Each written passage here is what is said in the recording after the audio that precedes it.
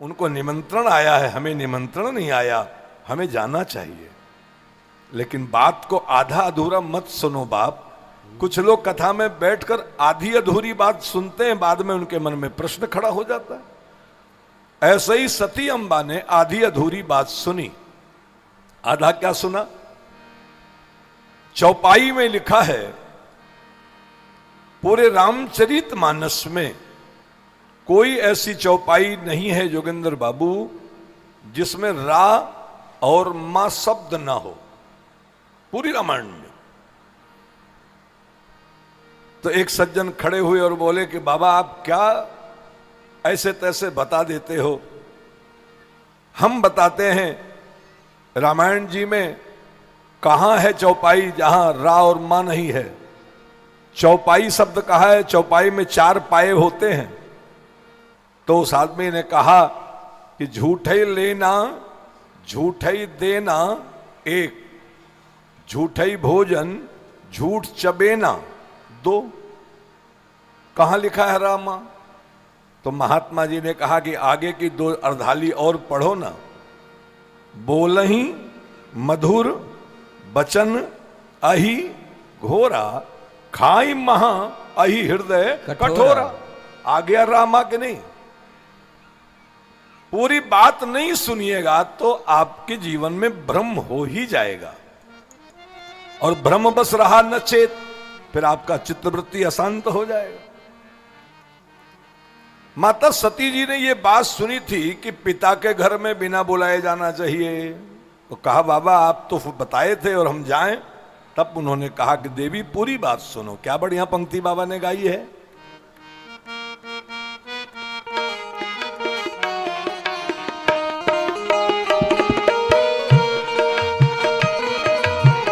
यद्यप मित्र प्रभु पितु गुरु गेहा, जय जय राजा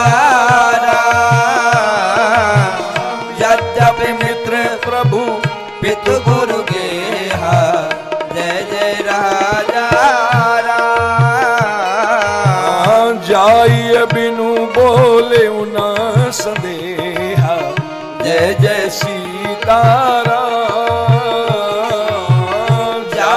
बिनु बोले हूँ न संदेहा, जय जय राजा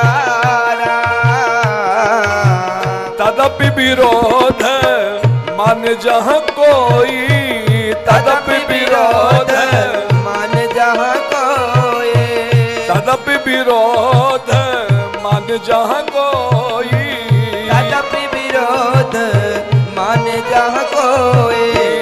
तहाँ गए कल्याण न होई, जय जय सीताराम।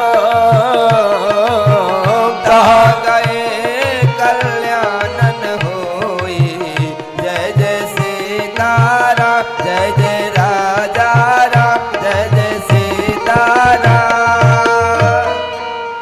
भगवान शंकर जैसे ज्ञानी अपनी पत्नी को समझाते हैं, भांति अनेक शंभु समझावा, भांति अनेक शंभु समझावा, भांति अनेक शंभु समझावा, भांति अनेक शंभु समझावा।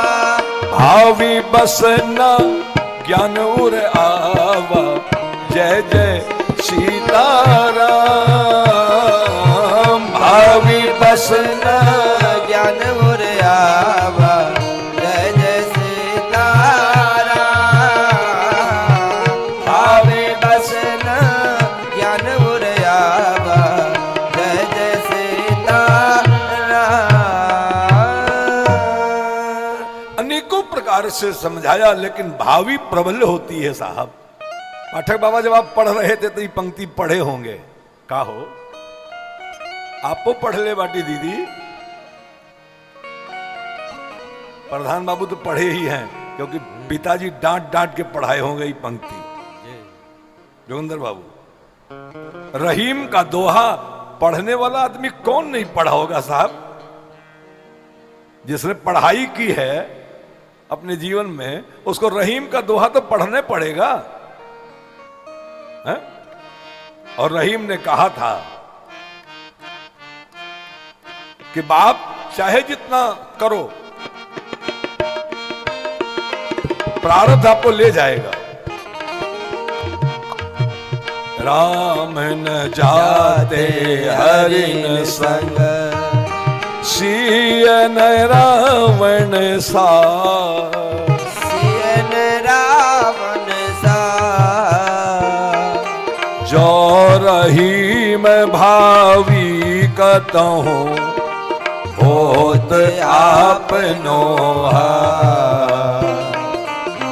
होत आपनो। भावी अपने बस में नहीं है। लिखा है भांति अनेक शंभु समुझावा, भावी बस न ज्ञान उरावा। अच्छा देखिए, भावी बनती कैसे है? अपने कर्मों से बनती है। तो क्या सती जी ने ऐसा कोई कर्म किया था? सुनिए ना। अभी अभी सती जी भगवान राम जी के पास गई थी और राम जी से मांगा कि मेरी मौत हो जाए प्रभु, ऐसा कोई विधान कर दीजिए।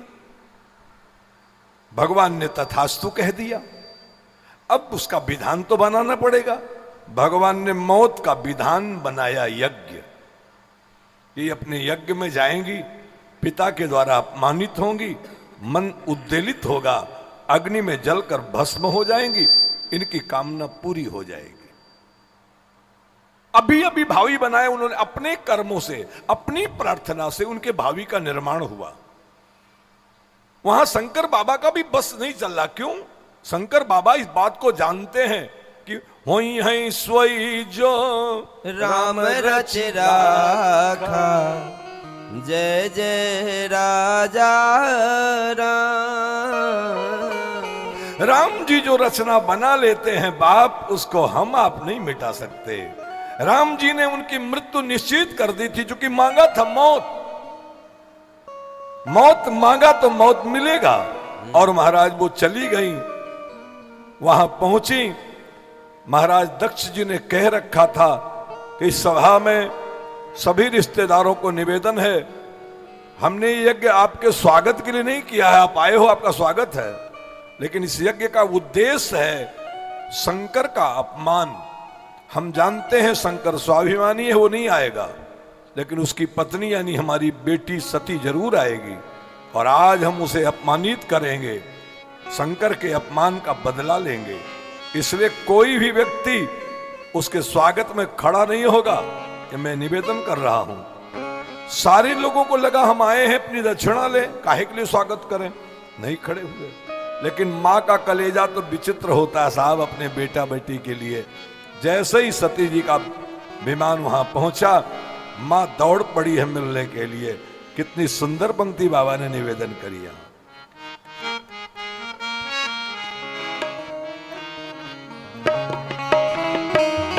सादर भले ही मिली एक माता, सादर भले ही मिली एक माता, सादर भले ही मिली एक माता, मिली एक माता, अग्नि मिले बहुत मुस्काता, अग्नि मिले बहुत मुस्काता। दक्षिण कछु पूछे कुशलाता, दक्षिण कछु पूछी कुशलाता, सती बिलो के जरे सब गाता, सती बिलो के जरे सब गाता। दक्ष प्रजापति को प्रणाम किया, पिताजी प्रणाम, मुख फेर लिया, दूसरी तरफ जाकर प्रणाम किया, फिर मुख फेर लिया, आग लग गई उनके सीने में। और उसी समय बाबा कहते हैं मां सती को लगा कि ये अपमान सहने लायक नहीं है। आज सभी बहनों, सभी जीजा हमारे यहाँ उपस्थित हैं, सभी जीजाओं के बीच में हमें अपमानित किया, सभी बहनों के बीच में अपमानित किया, इससे बड़ा अपमान और क्या होगा। अच्छा, आप जाते हैं बंबई में, देखते होंगे बंबई में लोग मिट्टी ढोते हैं, ऑटो रिक्शा चलाते हैं, 24 घंटे में 18 घंटा काम करते हैं, पैसा बचा के लाते हैं। काहे के लिए? गांव में बढ़िया कोठी बनाते हैं, गांव में खेत खरीदते हैं, बेटी का बैंड बाजा बजाकर विवाह करते हैं, वहां मिट्टी ढोते हैं। अपनी बिरादरी के बीच में हमारे शान में कोई कमी ना हो, इसका मतलब दुनिया में अपमान हो जाए तो दिक्कत नहीं है। अशोक बाबू ध्यान रखिएगा, गांव में हमारा सम्मान होना चाहिए, इसलिए हम अपने गांव को संभालते हैं। पूज्य गुरुदेव भगवान कहते हैं, सती अम्बा मन में विचार करती हैं कि आज तो बहुत बड़ा अपमान हो गया। याद रखिएगा, दुख की बहुत बड़ी श्रृंखला है, दुखों की बहुत बड़ी सूची है, लेकिन भगवान शंकर जी कहते हैं, हे भवानी, संसार में सबसे बड़ा दुख है बिरादरी के बीच में हुआ अपमान। इसीलिए कभी मुरली मनोहर जोशी जैसे व्यक्ति गढ़वाल से चल करके आकर के बनारस में चुनाव लड़ जाते हैं, दूसरी बार टिकट नहीं मिलता तो अपमान महसूस नहीं करते। लेकिन गांव में साहब लड़कर जीत जाने के बाद दूसरी बार तीसरी बार लड़ करके जीतने का मौका न लगे तो अपमान महसूस होता है, डूब के मर जाने का मन करता है। इसीलिए इस बात का अनुभव करके शंकर बाबा कहते हैं, यद्यपि जग दारुण दुख नाना सब ते कठिन